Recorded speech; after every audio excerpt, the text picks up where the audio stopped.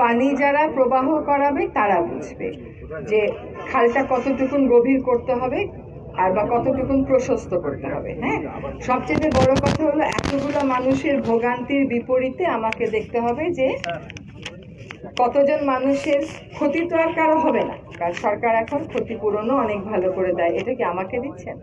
ঠিক আছে, তাহলে আমি তো এখানে আগেও আসছি, জানি, বুঝেছি, কিন্তু দুঃখ লাগে যে 20 বছর একই সমস্যা, একই না, এখন আরো গেড়ে গেছে সমস্যা। আগে হয়তো এই বাড়িগুলো ছিল না, হয়তো এই বাড়িগুলোর কথা ছিল কিনা জানি না, ছিল হয়তো সহজ হতো আমাদের জন্য বিষয়টা, এখন একটু গাঢ় হয়ে গেছে।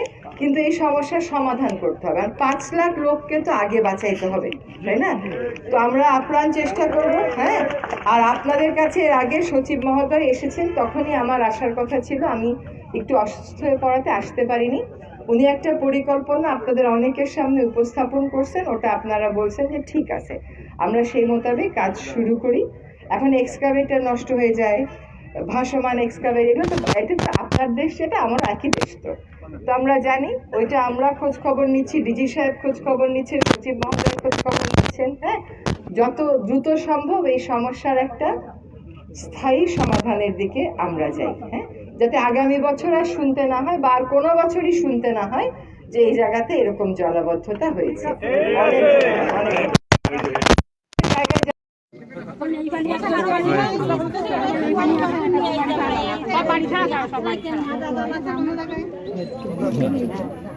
সব বাড়ি ছাড়া আপনাদের একটা ছবি তুলতে পারবো? হ্যাঁ, তাহলে সরকারের উঁচু মহলে দেখাইতে পারবো।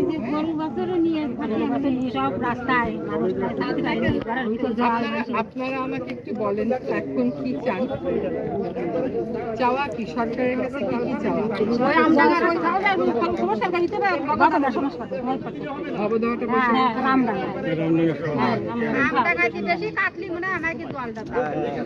আমডাঙ্গা দিয়ে কাটলে কি হবে আপনাদের?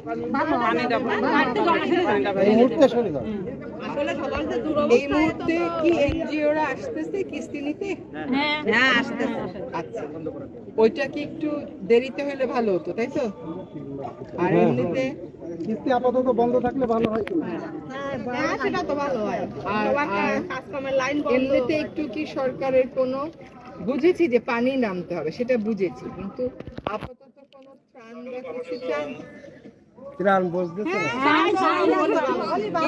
কি ত্রাণ চান বলেন? চাউল ডাউল তেল এগুলো রান্না করতে গেলে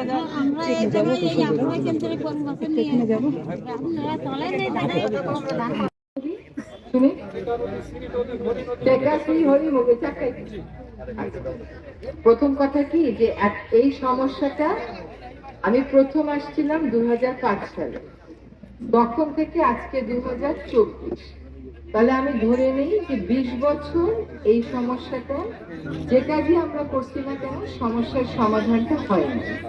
কাজে যা করেছি তার করা যাবে না, এবার নতুন কিছু কাজ করতে হবে। হ্যাঁ, কে কথা বলবে? রঞ্জিত দা আসেন। বছর দেখা গেছে একই শ্রেণীর লোক গায়ের রং পাল্টিয়ে বিভিন্ন নেতা এনে এখানে সুবিধা হাসিল করতেছে।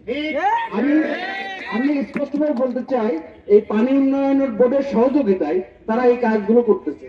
আমি বিনীত অনুরোধ করছি আপনাদের মাধ্যমে সবাইকে, আপনারা পুনরায় নতুন করে এই খাল উন্নয়ন সংগ্রাম কমিটি করে সুষ্ঠুভাবে সুন্দরভাবে যাতে এই কাজটা হয়, আমরা সবাই আপনাদের পাশে থাকবো এই আশাবাদ রেখে আমি আমার সংক্ষিপ্ত বক্তব্য শেষ করছি।